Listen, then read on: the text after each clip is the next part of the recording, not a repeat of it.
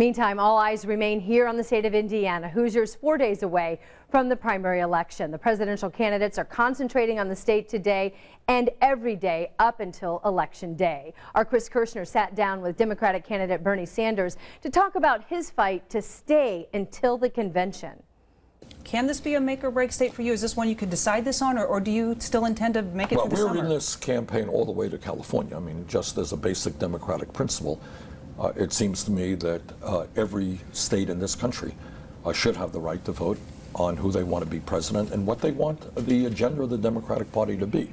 Indiana is very important for a couple of reasons. There are a good number of delegates here. We need those delegates, so we're going to fight to get every delegate that we can. So we want to win here in Indiana. I think we have a good chance to do that. We got a good volunteer base, and I believe that, everything being equal, we're going to win.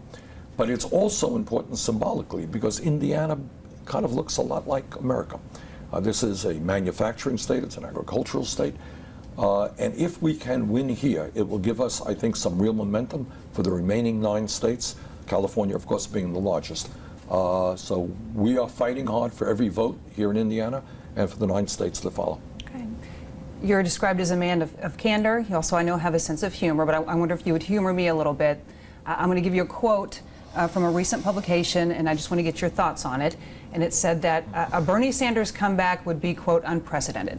What's your thoughts on that? Well, a Bernie Sanders campaign has been unprecedented. This is an unprecedented campaign. We started 60 points behind Secretary Clinton in national polls. You know what?